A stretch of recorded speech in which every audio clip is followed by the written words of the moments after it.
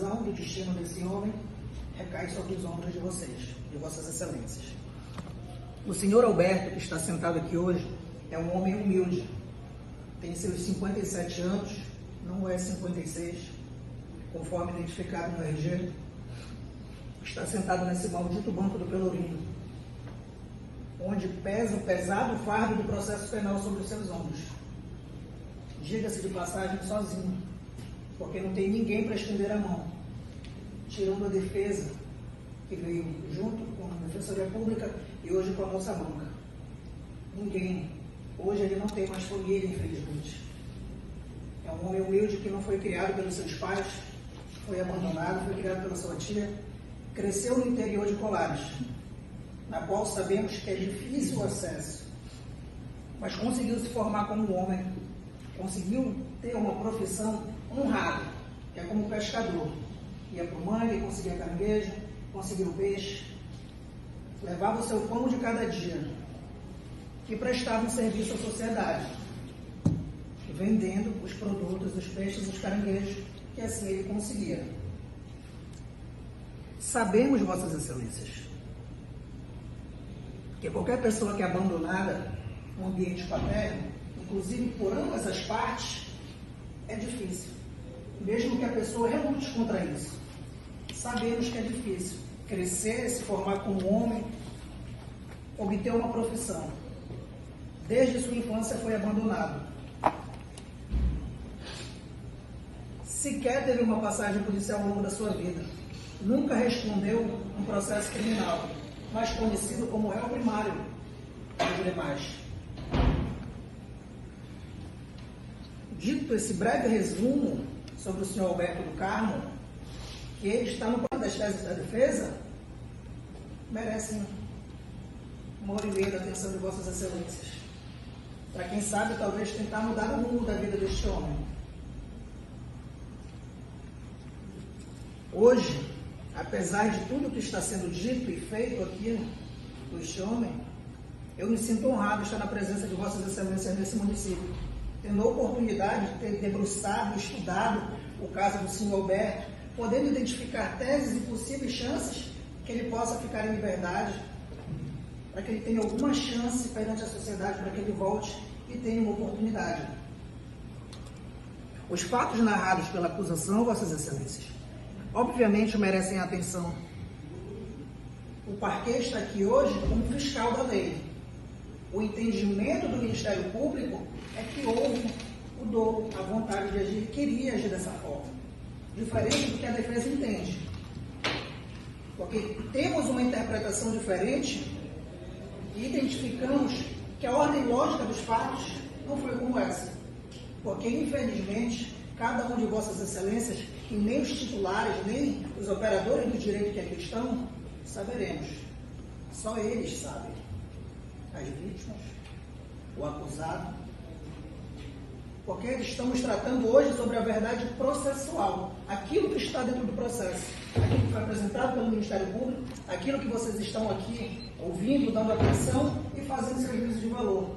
Porque o tribunal do júri é o povo julgando o povo. São seus pares. Somos nós, paraenses, são vossas excelências, os senhores jurados, que vão bater o martelo para o senhor Alberto. Um breve relato do que foi dito dentro do processo, acerca dos fatos. Quando foi levado em sede policial, colaborou, correu após todo o episódio com medo, subiu as árvores, foi localizado pela polícia, e como não teve nunca nenhuma animosidade com a polícia, sequer com a região de vigia de Colares, foi feito um pedido educado pelo sargento, como foi dito, desceu, sequer foi algemado. Foi convidado a entrar na viatura, levado à delegacia para poder prestar os seus esclarecimentos.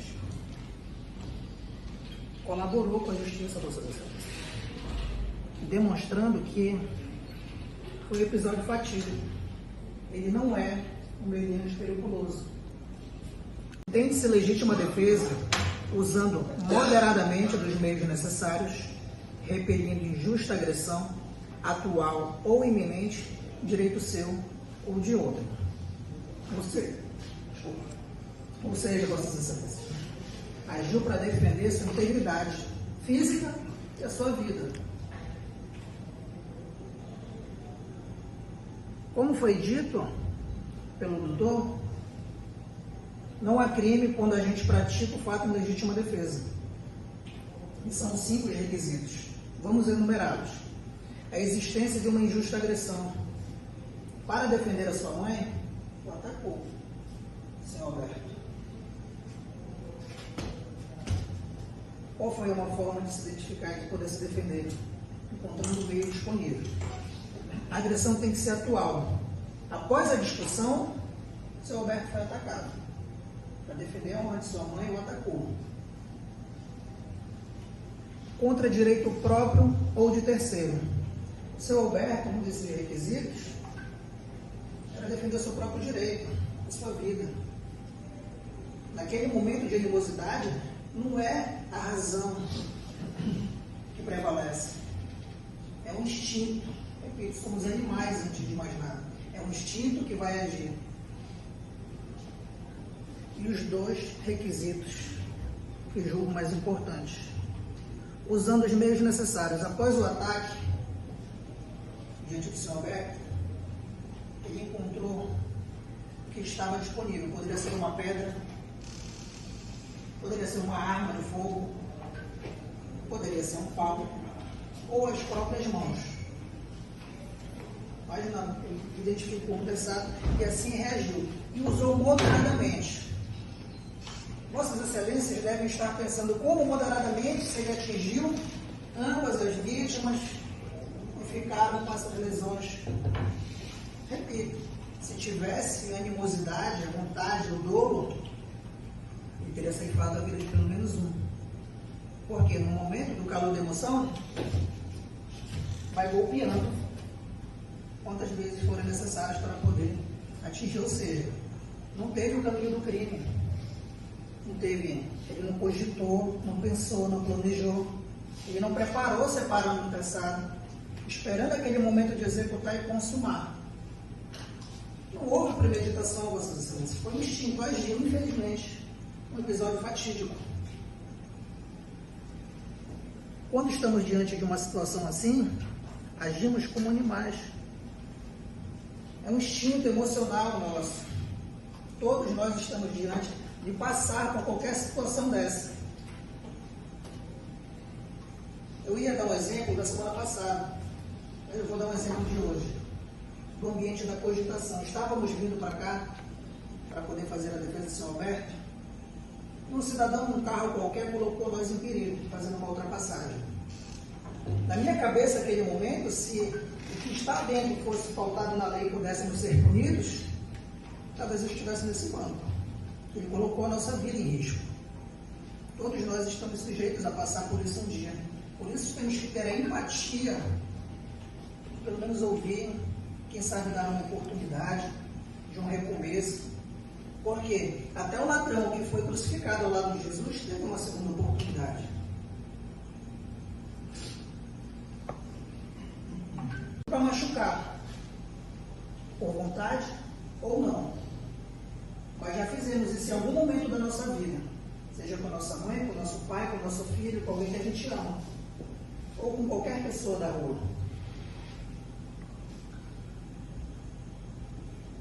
Dentro desse episódio, começa a ter uma discussão acalorada. É natural que quem a gente ama, venhamos a defender. Ou seja, está tendo uma discussão entre o senhor Alberto e a dona Roseli.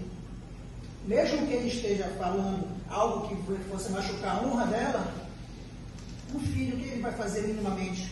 A defender. Um rapaz jovem, mais forte, contra um jovem senhor. Mas por que ele fez aquilo? Já que ele nunca sequer teve uma animosidade com ambos, entre o seu Alberto. Por quê? Defender a honra de sua mãe, para defender. A gente tira forças do além para defender que a gente ama. Para defender a nossa mãe, Vamos até no inferno.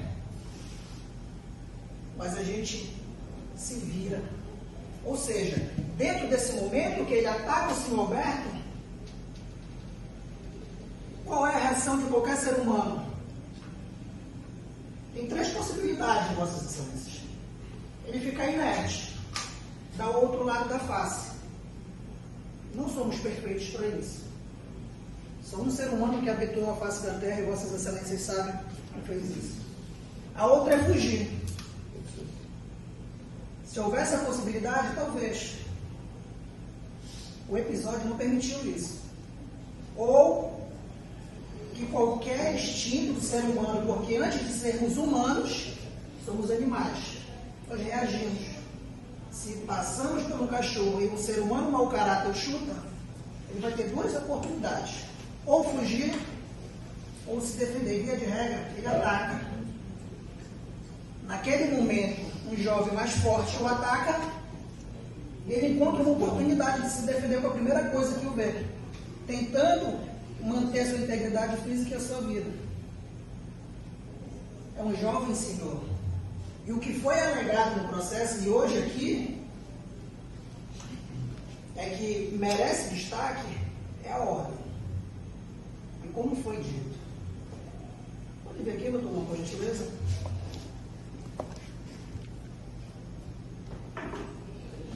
Fique de costas, por favor. Ao chegar do trabalho, foi dito que já queriam matar. Mesmo um jovem senhor, teria forças o suficiente para poder lesionar e ceifar a vida de qualquer um dos dois. Região direita da cabeça. Região direita da cabeça. Pode sentar, obrigado. Ou seja, não foi uma traição. Esse é o mínimo de atenção que devemos ter nesse momento.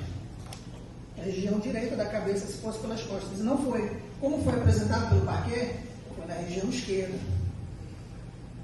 Se foi na região esquerda, Vossas Excelências. Fique em pé, doutor, mais uma vez, por favor. Ou seja, de frente. Um embate, uma briga generalizada. Nesse momento, a mãe faz o quê? Defende a sua prole. Por isso também foi agolpeada. Dentro do instinto daquela animosidade, não conseguimos ter tempo suficiente de pensar, Vossas Excelências. Por isso chama-se legítima defesa. Em posse de uma arma branca, de um tessaco, teria força suficiente para agir com dolo, se assim quisesse. Ceifar a vida, pelo menos de um dos dois.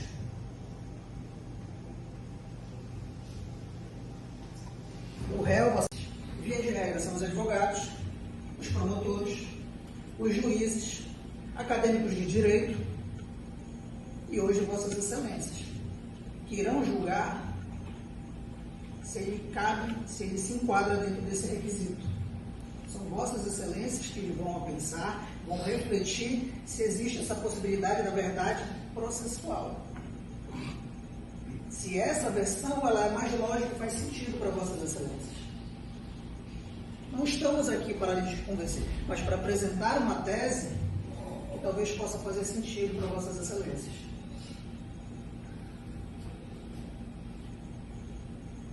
No Instituto da Legítima Defesa, ele não deve ser deixado de lado nunca, e qualquer um de nós pode estar sujeito, seja para defender nossa família, nosso filho. Talvez Vossas Excelências não entendam por isso hoje, mas não devem deixar de lado o Instituto, na qual a defesa entende que cabe perfeitamente para o senhor Alberto.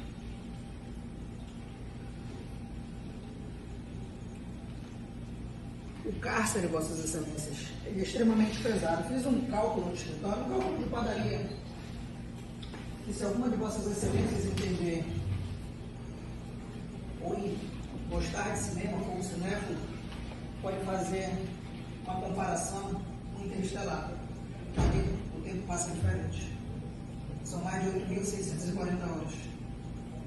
Quase um ano preso preventivamente.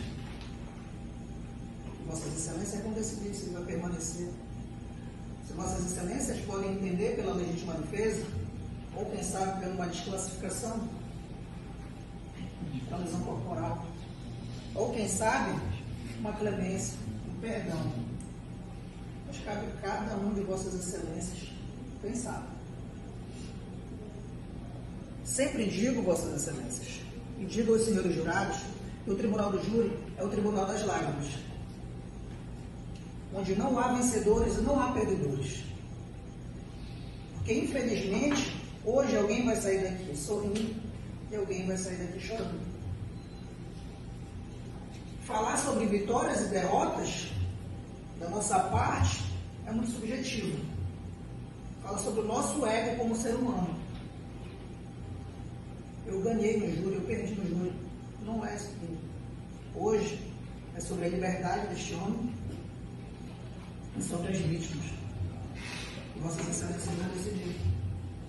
Desde Caim e Abel, sabemos de relatos de homicídios dolosos contra a vida. E trouxemos aquilo para o nosso dia a dia, trouxemos para a lei dos homens. E pela história da humanidade isso se perpetuou.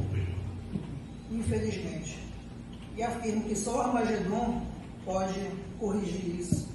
Porque somos seres humanos e somos falhos.